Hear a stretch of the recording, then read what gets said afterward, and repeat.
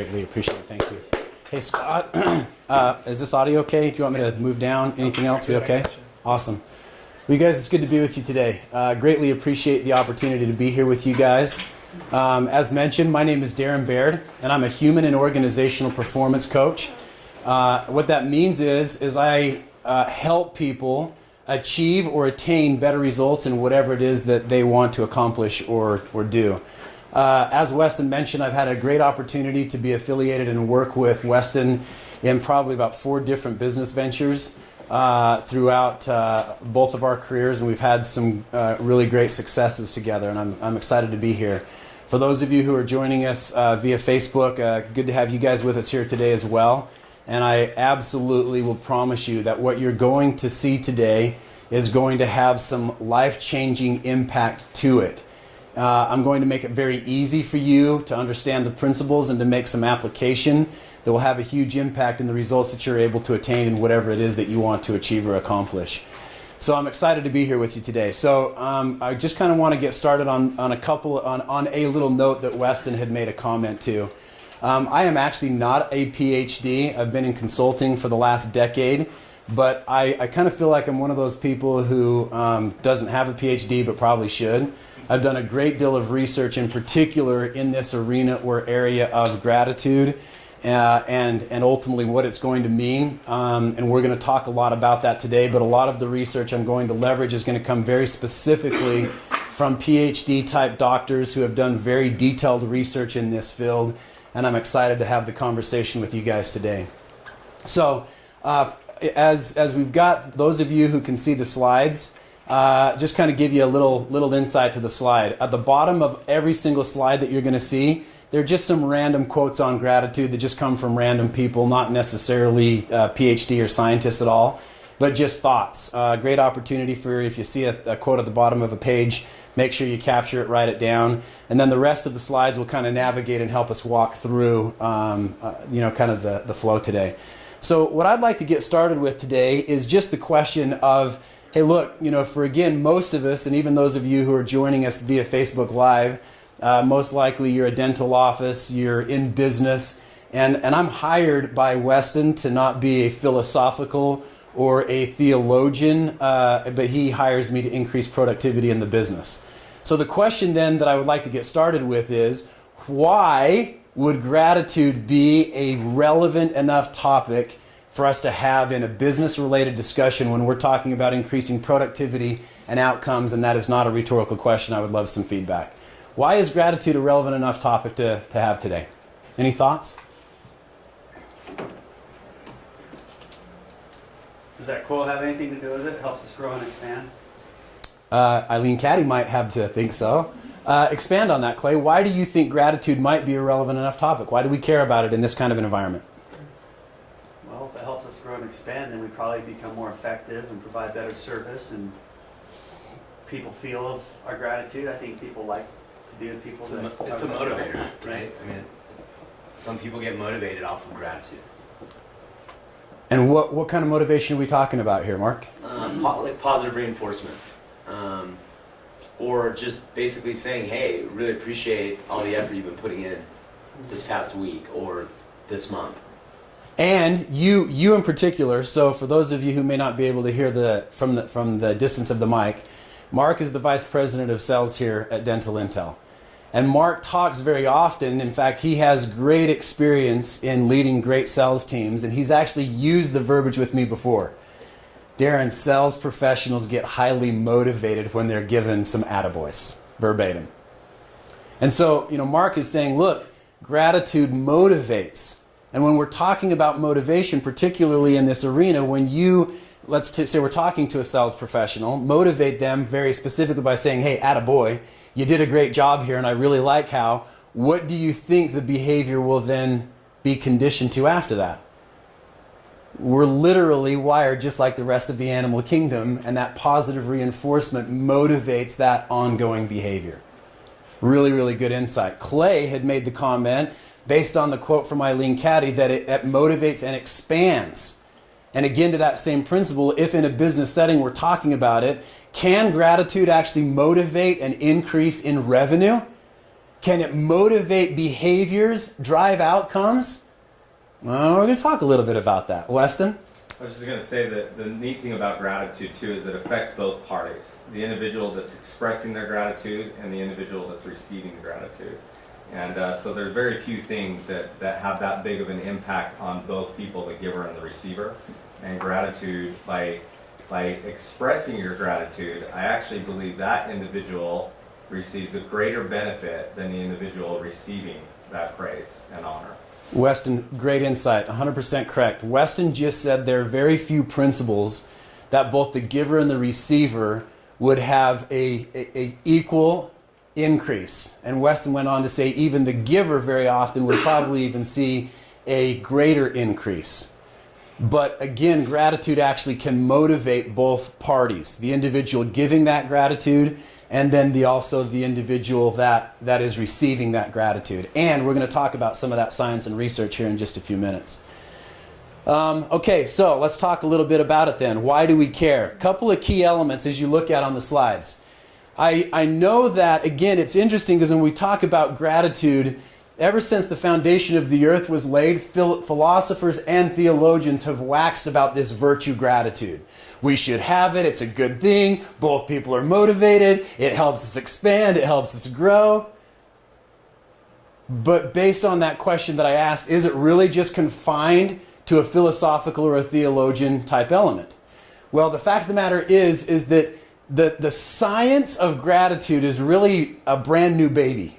Scientists haven't dove into or talked about gratitude for as long as the foundations of the earth, because if a scientist can't define something, measure it, and define it, they don't care about having a discussion about it. Literally, if you look in the dictionary, I think the definition to gratitude is the act of being grateful. Okay, great. What does that mean? It's like love. You know, it's the act of giving love or feeling an emotion. What does that mean? If I can't define it and or measure it, I have no interest in it whatsoever. Well, the great thing about it is, within the last just a little bit over than a decade, scientists have actually started coming in and saying, look, I think we can define it, and I think we can measure it. And if we can do that, then can we put some really scientific analysis and outcomes to what it is and ultimately the resulting benefits. So we have to first be able to define it. So there were a couple of researchers who really were kind of the groundbreaking researchers in this space of gratitude. Two guys by the name of Dr. Robert Emmons and Michael Mccullough. Michael Mccullough is at Florida State University, and Robert Emmons, I believe, is at UC Davis. They first had to answer the question of how do we define it. Emmons and Mccullough came up with 3 definitions to what gratitude is. They are, number 1, that we need to get people to recognize that they are or have been the recipient of a benefit, that they've received something. Bullet point number 2 is that has come from outside themselves. So the benefit was not produced or not possible of being produced by themselves, but it actually came from an outside source. And the third is that the benefit or the receipt of benefit is non-conditional, meaning that they recognize that they're going to receive that benefit regardless of their behavior. So those are the 3 areas that they wanted to get people to define what gratitude was so that they could then begin to experience and measure it. Number 1, we're a recipient of a benefit. Number 2, it came from outside of themselves. And number 3, that it's non-conditional. So with that mindset, they went out and grabbed a large group of individuals. They broke them up into 3 groups. They first surveyed them on their levels of happiness, productivity, attainment, health, a variety of factors. And then they began to produce what they called a gratitude journal writing exercise. They got 3 groups. The first group, they had them write on a daily basis for 3 weeks things that they were grateful for, back to that definition. Identify a list of things that you've been a recipient of, that came from a source outside of yourselves, that you were not able to produce for yourself and was independent of your behavior. Write on a regular daily basis things that you're grateful for. The second group, they had them focus on hassles or irritants. What were the annoyances? What things bothered you throughout the day? You left your keys on the counter, got in your car, go back in, get them, locked yourself out, got to work late. What are the irritants or hassles in your life? On a daily basis, focus on and write those things. The third group, this is the control group, they just had them focus on events of the day, things that happened, things that unfolded. What happened to you today? Here's what happened after 21 days of these exercises. The first group, those who focused on things that they were grateful for, saw an increase in energy, alertness, determination, focus. They made more progress on their personal goals. There was increase in optimism. They slept better with longer duration. They exercised more frequently, so literally weighed less than their peers who didn't do the gratitude journal exercise. And they experienced fewer physical symptoms of illness and were more likely to make progress on their personal goals. All while experiencing a decrease in bitterness, sadness, fear, anxiety. Pretty groundbreaking research by Emmons and Mccullough. The research field perked up. They're like, wait a minute. What's going on here? Additional gratitude research elements. 21-day gratitude journal writing exercise for adults with neuromuscular disease. Saw these same resulting benefits. Slept better with longer duration, increase in optimism, hope, determination, all while experiencing fewer physical symptoms and decreasing in fear, depression, anxiety. Gratitude journal writing exercises in children saw an increase in favorable attitudes toward home life, towards parents, towards school and teachers, and a decrease in acne. Wow. Do I have anybody's attention yet? Pretty powerful, pretty profound. So what happened to the other group? Well, the other group literally just turned that research upside down. The other group who focused on the irritants, hassles, or bothers saw an increase in bitterness, sadness, fear, anxiety, depression, and decreases in hope, optimism, determination, slept better, less sleep, less exercise, so on and so forth. Pretty compelling. Now, for those of you who don't meet with me on a regular basis, we have additional research that really should get your attention, or those of you who have. We know that research that we look at, there are 5 primary attributes of long-term, highly successful people. And one of those attributes is determination. And it's indexed to the degree of 76%. The other 4 attributes are important, but determination is the single greatest disposition or attribute that any individual could have for long-term success. And we can actually see that gratitude journaling or exercising increases determination. What about the control group? Those individuals who just wrote events of the day, there was no change. Now this result, or the research, was literally factored across the board. So the group who focused on and wrote those things that they were grateful for on a regular basis, there was certainly a variation of those people that were selected that were probably more genuinely or generally happier, and some who maybe weren't as much. But regardless of the disposition of every individual who came in and wrote things that they were grateful for, saw an increase in their happiness level, in their determination, in their optimism, whatever. Every individual, regardless of their disposition going in, who focused on the bothers or irritants, saw the decreases. And across the board, regardless of the disposition of that middle group, the people who just wrote events or factors, there was no change. There was no change at all in terms of their outcome. Okay? So, what does this mean? I want to talk a little bit about the law of occupied space. The law of occupied space is a physics law, and it states that no 2 physical objects can coexist at the same place at the same time. So what that means is that I can't take Chris's chair unless Chris gives it to me. If I say, hey, Chris, can I sit there? And he's nice enough to say, yeah, sure. Now I can occupy that space, but now Chris has been displaced. I can ask Chris to say, hey, Chris, can I have your chair? And he can say, no, I'm kind of liking it. I'm sitting by my wife. It's comfy. I'm not going to give it up. And I'm like, I kind of really want the chair. And I can go fight him for it. And regardless of who wins, there's still only one person who's going to occupy that space at the end of the day. So what's interesting is that there's a progression to the law of occupied space. The progression to that law is that all space is occupied. So even though we say, well, there's nothing here, well, there's all kinds of matter that surrounds me. And it displaces as I move my arms through the air. It moves. But the progression that goes even further to that law is this metaphysical principle of occupied space. The metaphysical principle of the law of occupied space is that it's impossible for hope, optimism, happiness to coexist in the same place at the same time as hate, anger, frustration. In fact, Dr. Robert Emmons said it's nearly impossible to be grateful and feel envious at the same time. The positive emotion of gratitude cancels out negative emotions. Now again, I made the disclaimer that I'm not a PhD here, but I would like to strike Dr. Robert Emmons' word nearly and say it is impossible.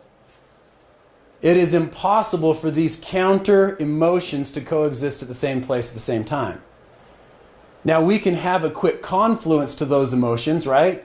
I can get a good night's sleep, my bacon and eggs were just perfect, got my belly full, I'm feeling really great, and I'm backing out of my driveway feeling on top of the world. I'm happy, everything's going great. And then some idiot cuts me off, and now I'm immediately upset. I'm frustrated, I'm angry, I'm bothered. So those positive emotions have left. But they can come back. The rest of the drive might be great. I might come in the office. Mark greets me. He's like, dude, how you doing, man? You look, oh, I feel good. But now the negative emotions are gone. They've left. So it's impossible for those to be at the same place at the same time. But all of the research around the principles of gratitude are that gratitude is exactly like a muscle. Every thought or idea or principle that you can put in terms of application of how a muscle acts or reacts, the principles of gratitude apply. Meaning that the more frequent you exercise it, the stronger it becomes, and the more difficult it is to displace it. So if Chris is gratitude, and he's exercised, and I say, can I have your chair? And he's like, no, not giving it up. And I'm hate and anger, and I'm like, I really want it. The question is, the stronger of us will win.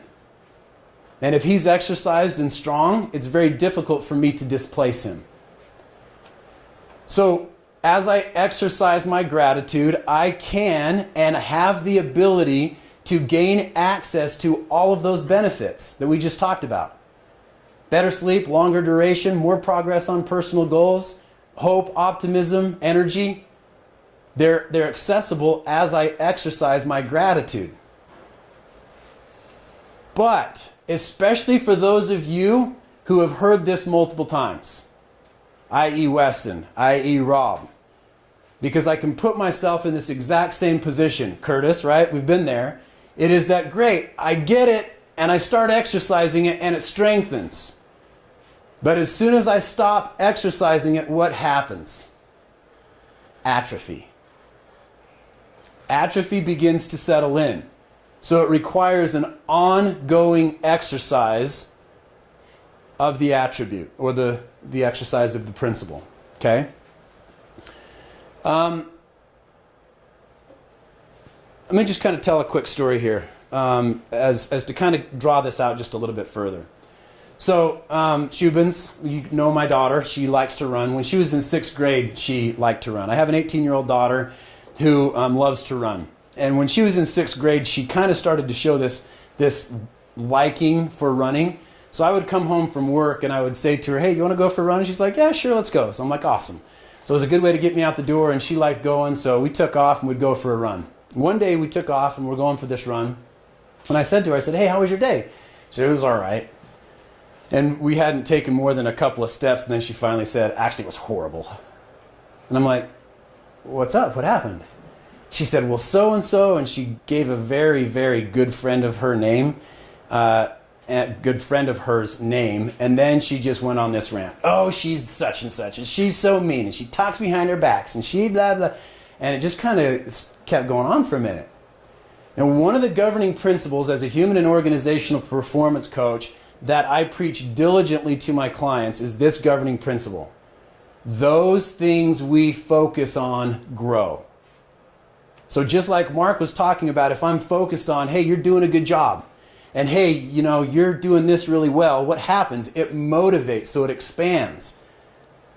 So I can grow through this principle of motivation through gratitude.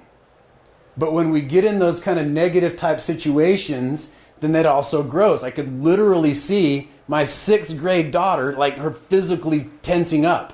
She's running with clenched fists and stomping her feet as she's telling me about how she was wronged by her friend. So I knew that as a good dad, I couldn't let this go on. So I just changed it by asking one question. And I said, tell me one thing you like about said friend. And it was really interesting because immediately she stopped talking. And out of my peripheral vision, I could see literally her physically soften just a little bit. I think the question kind of caught her a little unaware. And she just physically softened a little bit. And we ran in silence for, geez, I don't know, quarter of a mile. So for me, that was like 10 minutes. So we ran for a little while, and it was just quiet.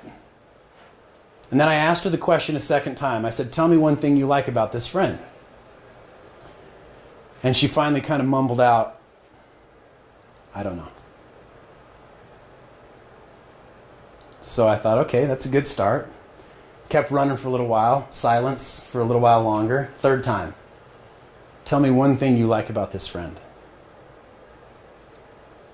And she finally said, she is fun to play soccer with.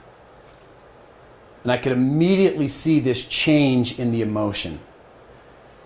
I could see this confluence. I could see the shift of the hate and the frustration and the anger shift to a softening, more accepting, a little bit of hope, optimism type principle.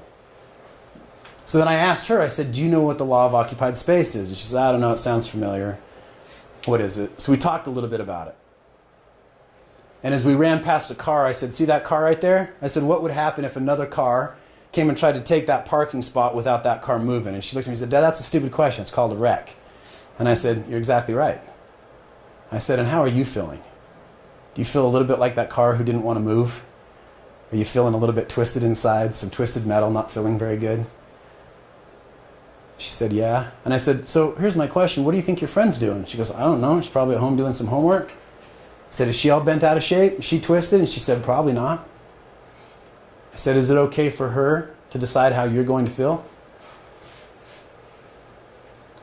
And then I talked to her about one of my favorite researchers in the mental space, a guy by the name of Dr. Viktor Frankl. Dr. Viktor Frankl's probably most prominent and lasting work is the book titled Man's Search for Meaning. Dr. Frankl was born in the 1920s in Austria as a Jew. Not a good set of circumstances.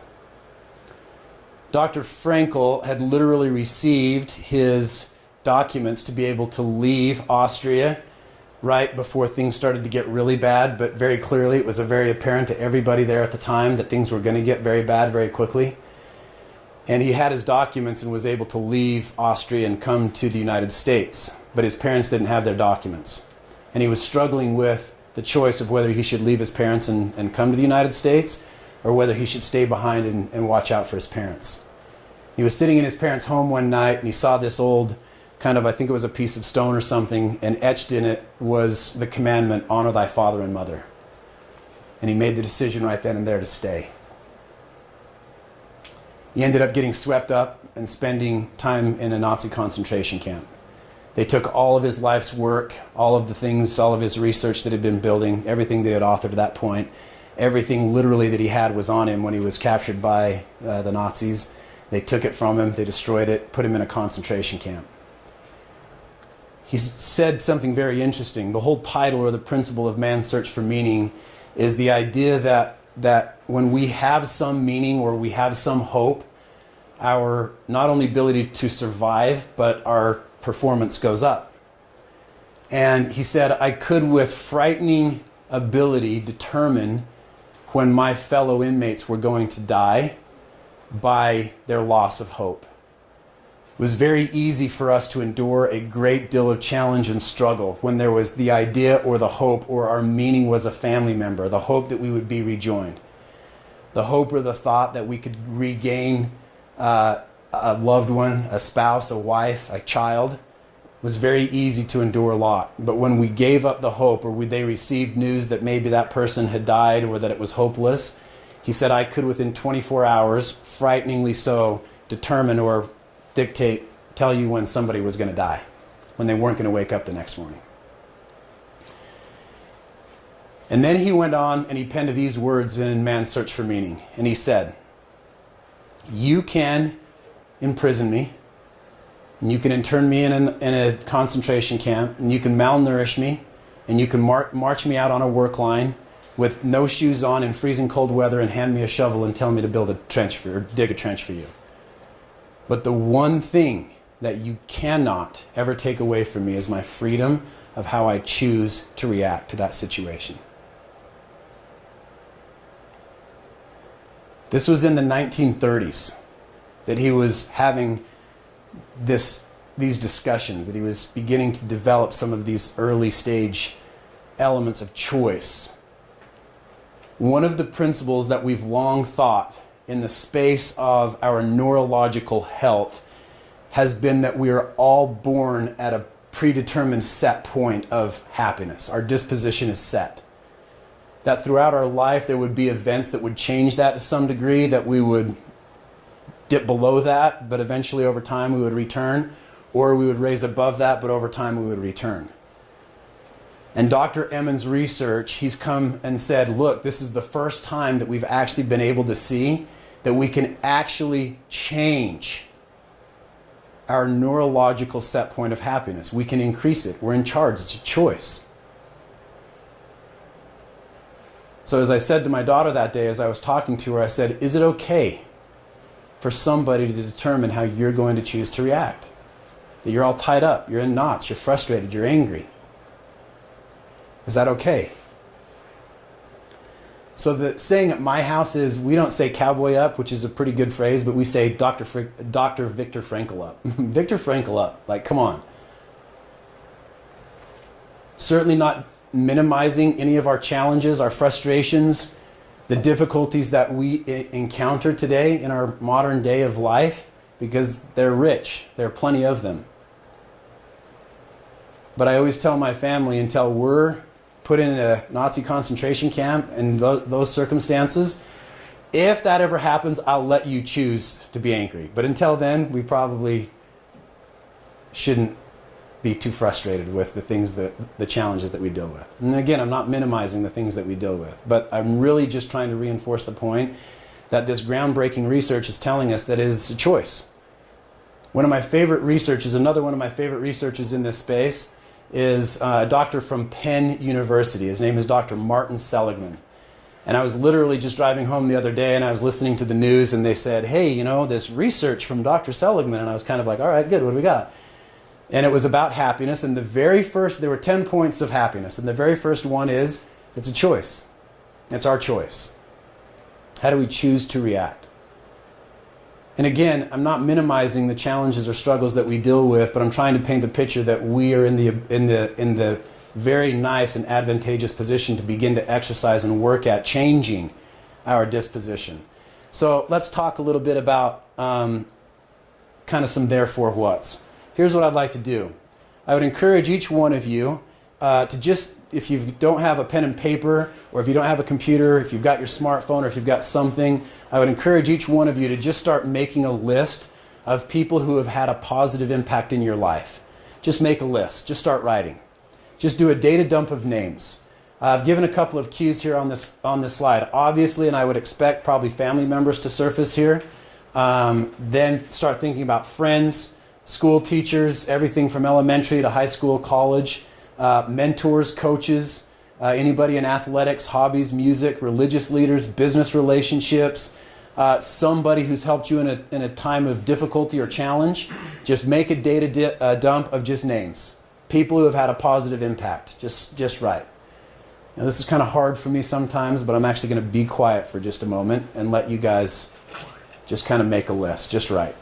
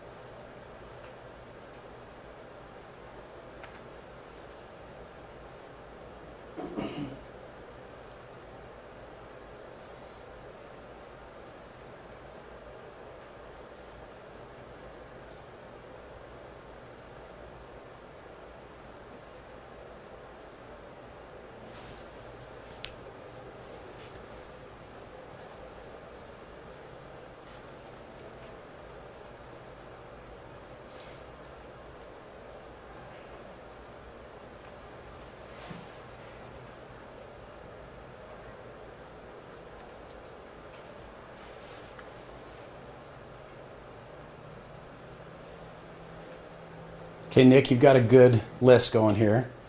And I noticed that your lovely wife was looking over your shoulder, so I hope her name made that list. It's number one. Good. That was good. I'm glad to hear that. Nick, will you just share a name off that list that you're comfortable sharing with the group? Somebody on your list. My wife was the first one, like I said. Okay. Second one was my dad. You can pick either one. But tell me a little bit of something about this person. Now, again, it's easy to say, well, my wife's awesome, and I love her, and she's great. Well, my dad's my dad. But tell me a little something about the disposition. Tell me maybe an experience or a story of maybe a reason why they made your list. Okay. Well, I'll start with Sarah Jane. She's just naturally upbeat and outgoing, which is kind of something that I'm not naturally good at. So it kind of counters my ability to do that well, I think. So she makes it easy to be grateful and to be upbeat and happy and positive. So that was why she probably came to mind first, was because of that. My dad's probably the most patient person I've ever met in my life. So growing up, he taught me a lot of good lessons. But one of the most positive things, though, was just his patience. It was really, really hard to get him upset. And I did a lot of dumb things. Did he eventually ever get upset? Was there a time that... Yeah, no, he's not perfect. He's still human, obviously. But no, something I've always really admired about him is just his level of patience. He has a way to kind of just control his anger level really well. And so it was nice because it cultivated trust. I felt like I could tell him things because I wasn't going to get, green or anything like that. So. Thank you, Nick, for sharing. So Nick just shared a little bit about the disposition of his wife, Sarah Jane. Talked a little bit about his dad. My dad was also extremely patient. He was probably one of the most patient people I'd ever met. Good counterbalance to my mom, because my mom was very much the disciplinarian in my home, But as you said that, it was really interesting because I was just thinking, man, how blessed I was to have a very similar experience. Thanks for sharing, Nick. Appreciate it. Rob, give us a name on your list. Probably one of the names that's been top on my list I've been thinking about lately is my dad as well. And he's, obviously Kathy's on the list. I've talked about her in past times as we've had this.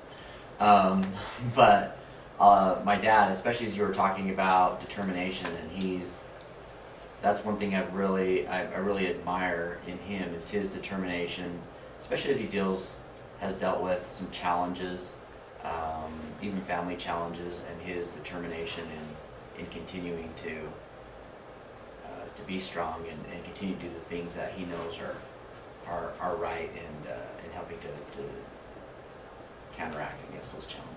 Good. Thank you, Rob. So Rob also shares a little bit about his dad and his determination, attributes of maybe even some difficult and challenging times, his determination to stick to his values, make good decisions. Thanks for sharing, Rob. Appreciate it. As you guys think a little bit about having taken the opportunity to just write a list of people who have had a positive impact, as you've listened to Nick share a quick story about his wife and his father, Rob shares a little bit about his father as well. Here's my question. How do you feel right now?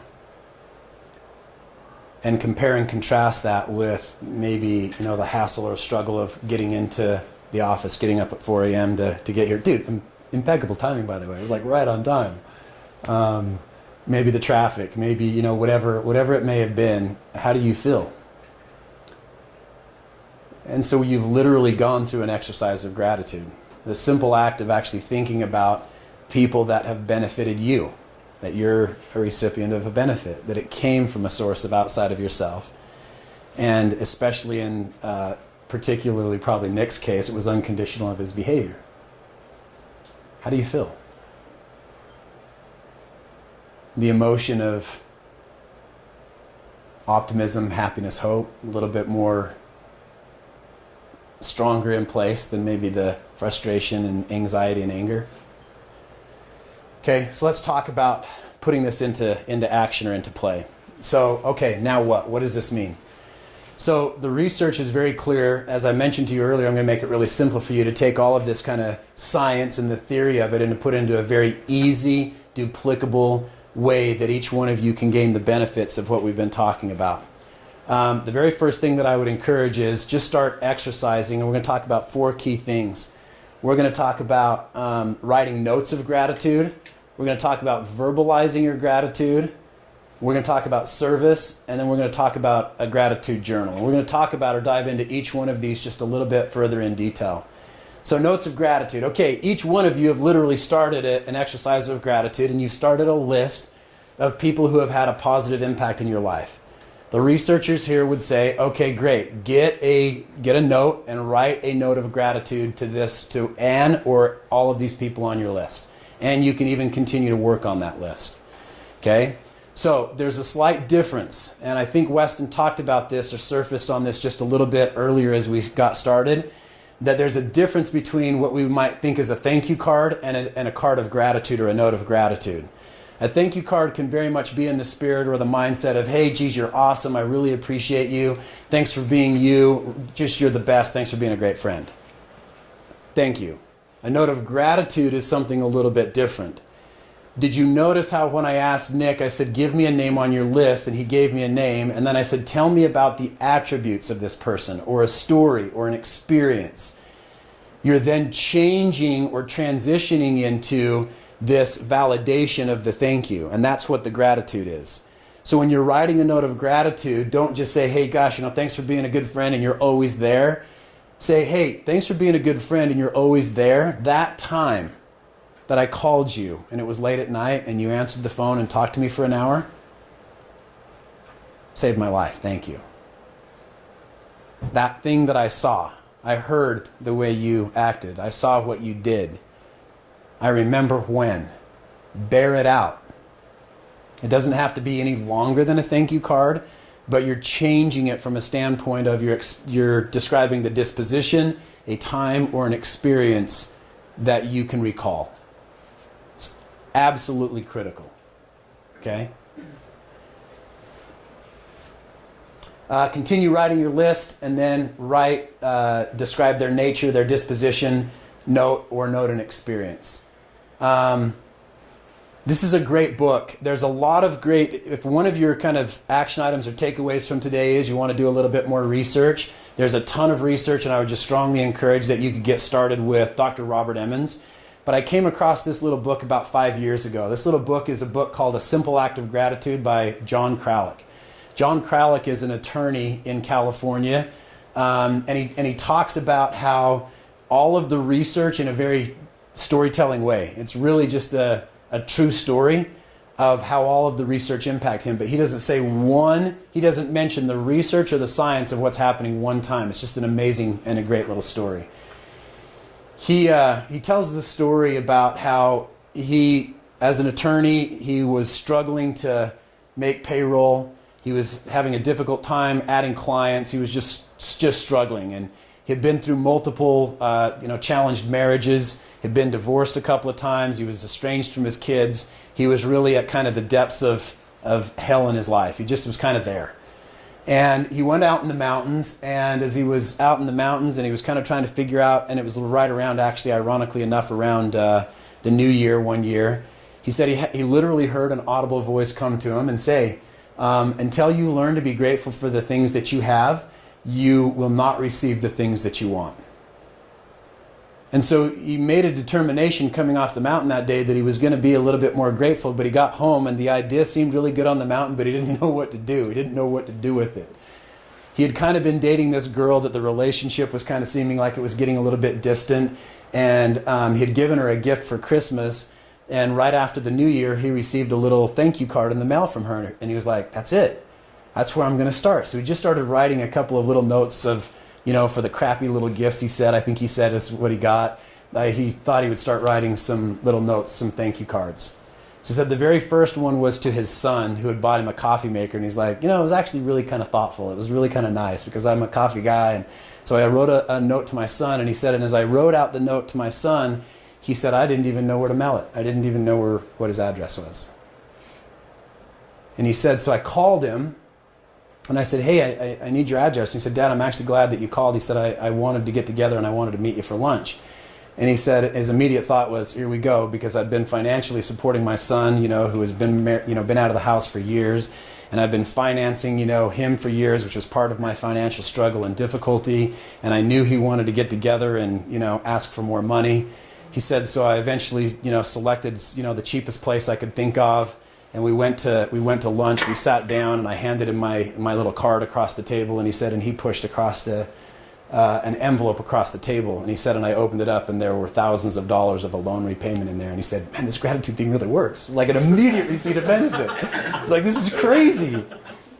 And so he really just kind of got. It's great, amazing story. It's a quick read. It's a fun read, and I would encourage anybody who wants to. Great place to start.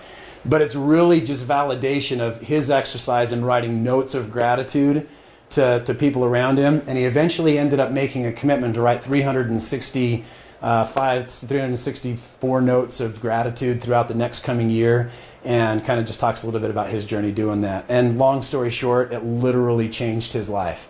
His practice became not immediately, but over that course of that year, became much more profitable.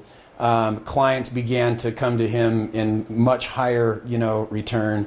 His clients were paying their bills on time, and he was eventually ended up elected as a judge in California. Amazing, great story. So kind of cool. Good place to kind of see the validation of that exercise. Bullet point number 2, verbalize your gratitude. So again, especially for those of you in a business environment, again, I'm thinking about what Mark Wanamaker said when he got started today. If you can literally think about areas of opportunity where you can verbalize your gratitude for those that you work with, for, or around you, I promise you it will begin to, as Weston said, have a huge impact on you, on the way you come to work, on the way you feel about work. Verbalize your gratitude. It's the same kind of principle here. Look for simple, or I even kind of put in parentheses, even grand acts of things that people do regularly around you, of kindness, service, whatever, and verbalize your gratitude to them. And again, that's the same notion of the difference between a gratitude note of, hey, you're great because I remember, I saw, that was impactful, is the same type of principle in the verbalization of gratitude. It has to be done with validation. Not just, hey, you're great, thanks for being a good employee, but find a specific of what makes them a good employee. Why are you validating, or what do you appreciate about what they've done for you? So it's kind of interesting. I was going through this gratitude theory actually one time with a client, and I'd been down in Phoenix with a client the week before, and I went into the vice president of sales office and closed the door, and he literally just lit up on fire. And he's so frustrated, and he was telling me all his frustration and everything that he was upset about, and everything that, and then he said this, Darren, do you realize that today is my 1-year anniversary of working here, and the owner hasn't said anything to me? And I thought, yeah, dude, life sucks for you. Sorry, man. And that was kind of my whole thought. I mean, just kind of, that was it, and I'm just kind of trying to manage or deal with, kind of the environment and the culture and what's happening and what's going on. And just kind of, that was the only thought I had. Coming back, literally, it was about a week later, there was a global vice president of a very large software organization that I work with, who literally said, before I even really, as I was kind of talking about the verbalization, I didn't have this note in here because this is what he said. He said, Darren, I've made it a point in the whole of my career that on the anniversary of my anniversary that I've worked in that organization is to write a thank you card to the individual who hired me. It's like amazing in terms of the mindset difference. Vice president of sales, pretty small, garage door company. They're a growing company. They've got a lot going for them, but a relatively small company. This entitled, small, guy's just frustrated and angry, and the culture's kind of eroding, and he's just hasn't said a word to me. Vice president of global sales of a large software organization, and I thought, man, is this just coincidence? Of their disposition, of the place that they're in life. And I love that phrase because even for me, who's done so much research and study on the principle, it just kind of set me back a step for that individual to say, I've made it a point my whole career that on the anniversary of my employment, that I've written a thank you card to the person who hired me. Man, what a mindset shift. That's exactly what we're talking about. Verbalize your gratitude. Bullet point number 3, service and charity. The research is very clear that when we engage in acts of service, whether I'm giving of time, resources, money, however, wherever, I'm actually increasing in my happiness. When we serve and when we give, the brain literally releases a potent cocktail of chemicals, primarily serotonin and dopamine, that literally creates a high. We literally feel good. The research goes on to show, as Weston was talking about earlier, this happens for the person who's serving. When we serve, we actually feel better. And Weston made that comment, that gratitude is one of the few things that serves both people, both the giver and the receiver. And Weston said, I would argue, to a large degree, maybe it even is better service to the giver. Well, the research goes on to show that even the receiver their brain will emit the exact same amounts of the same chemical cocktail, that they actually feel better, they feel happier. The research even goes on to say that a third-party observer to this act of service or kindness will also receive the resulting benefits. So there's literal neurological science. Dr. Robert Emmons is very much looking at the effects of dopamine in the brain. Interestingly enough, serotonin we can synthetically reproduce. Serotonin is largely responsible for our brain energy, our ability to sleep regularly, maintains and dictates our sleep function, and we can synthetically reproduce serotonin. It is the number one chemical in, drum roll please, sleep medication and antidepressant medication. We don't know how to synthetically produce dopamine, but Dr. Emmons is very much beginning to get very heavily into the side of saying, look, is dopamine really the chemical that is responsible? And there's only one way to really kind of produce it.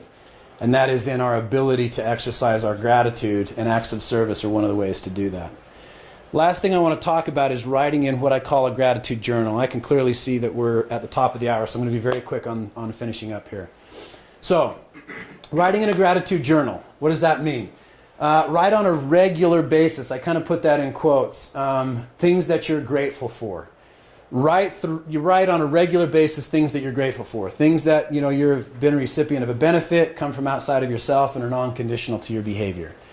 Just like the original research by Emmons and Mccullough, the research has borne out that if we will write regularly in what we call a gratitude journal, we can experience all of those resulting benefits. But again, it needs to bear out. We need to validate it. So we need to say why, who was the resulting benefit. As we've engaged in gratitude journal writing exercises, I have 4 daughters, And it's not uncommon at all for this to show up on a gratitude list. I'm grateful for my Revlon cover-up. And I say, hey, that's great. You're more than welcome to put that, but bear it out. Why? Where did it come from? What was the source? How did you obtain it? Think about the research and the scientists who, do the chemical, compounds, who have spent time getting education. Where did it come from? What was the source? You're a result of a benefit that came from an outside source. Bear it out. Think about that. So, draw that out just a little bit. Martin Seligman research right here. He actually created a self-help website for people who were severely depressed. He asked them to write 3 things that went well that day and why they think so for 21 days. 94% of people after that exercise reported feeling significantly less depressed. That is equivalent to what we would expect in either psychotherapy and or drug therapy, but the results lasted longer. It's pretty profound. On a regular basis. Look, the first 3 exercises we talked about, gratitude notes, verbalizing gratitude, and service, are great, and they're all exercises of gratitude. But for me, the writing in the gratitude journal is just more sustainable. We've set aside and dictated a time for me and my family that we get together on a regular basis, Sunday afternoons, and we write in our gratitude journals. Sometimes I'll change it up and I'll bring some thank you cards and I'll give to everybody and say, write a thank you card to somebody this week, whatever. But we have a date and a place and a time. Listen to what I'm going to say. The research shows us that we can engage in this activity as infrequently as 5 to 10 minutes per week with little to no resulting drop-off in the resulting benefits. As a human and organizational performance coach, I asked you the question when I got here this morning, why is gratitude a valuable enough topic to talk about in this business environment? Well, the fact of the matter is I would be remiss if I didn't. Because I know of no other investment that you can give as little time or effort to that literally, neurologically changes our brain, the way we think, and our outcomes. Dr. Robert Emmons said, and I quote, "So gratitude is the key to happiness that I will argue from the scientific angle." An implicit assumption that many of us hold is that happiness depends on happenings. By what happens in our lives, i.e. I'll be happy when I get my increase in pay, I get my promotion, I get my next deal closed, when my kids do what I ask them to do, when we believe that success in life makes people happier. Yet, a recent review of the scientific literature on happiness revealed that happiness yields numerous rewards for the individual and precedes these outcomes. This means that happiness makes good things happen. It actually promotes positive outcomes. Look at this last slide right here. The benefits from happiness include, scientifically speaking, higher sources of income.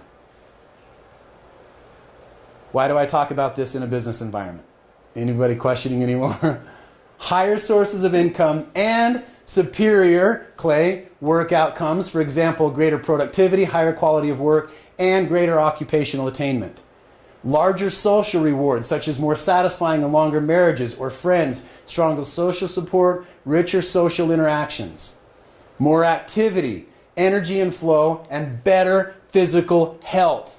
It is scientifically proven that people who exercise gratitude have a bolstered immune system, lowered stress levels and less pain, and even longer life. So therefore what? I strongly encourage that you find somehow, some way, individually, or as a group of business owners or as a family unit, to on a regular basis find an opportunity to exercise your gratitude. The resulting benefits are remarkable. An increase in energy, alertness, optimism, determination, sleep better, increased health, better immune systems, better relationships, better progress on personal goals, weighing less, increased pay. What will you do? Will each of you please take a moment, bullet point 2 to 3 things that stood out to you today, and then therefore what? As you know, I encourage that you do something. I don't just like meeting for meeting's sake. I don't like giving information. Do something with it. For me and my family, it's been easy. It hasn't been easy. It's taken time. Really important that I probably end on this note as well.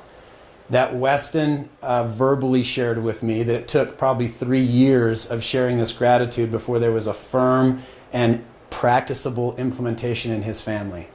As a human and organizational performance coach, when I first saw this science, I was pretty enamored and wide-eyed, got excited about it. We started doing some gratitude journal writing in my family. By the end of the 3 months, we were done. When I came back to re-delivering it to my clients that next November, I thought, dude, you're a freaking hypocrite. You're going to go tell your clients to do this and you haven't been doing it personally in your own home? So I started again. And I went through that cycle 3 times before I finally thought, okay, I get it. The resulting impact in my family and my outcomes in my personal life has been remarkable. But it requires ongoing effort. My hope and my wish is that I will see you again next year and every single one of you will say, been doing it, and it's had an impact. But you will receive no benefit unless there is a practicable and executable execution. Will each of you please take the time, do something with what we've talked about today, implement it into the rest of your life, some easy, simple way, and result those benefits. How will you do it? How will you get started? How will you implement? You guys, it's been good to be with you here today. I appreciate it. I really am eternally grateful for my relationship with Weston because in a very selfish way, it has expanded A, my income, B, it's expanded my social circle, and C, it has given me a great opportunity to have social greater attainment. I'm appreciative for all of my clients because when I have somebody who gives me the trust and faith to be here and share with you guys each week, it literally expands everything in my world, and I'm grateful for that trust and faith, and I'm grateful for my relationships with each one of you. Greatly appreciate the opportunity to be here with you today. Be better today than you were yesterday, and for those of you who I will see next week, I'll see you next week. So appreciate you guys. Thanks, everybody.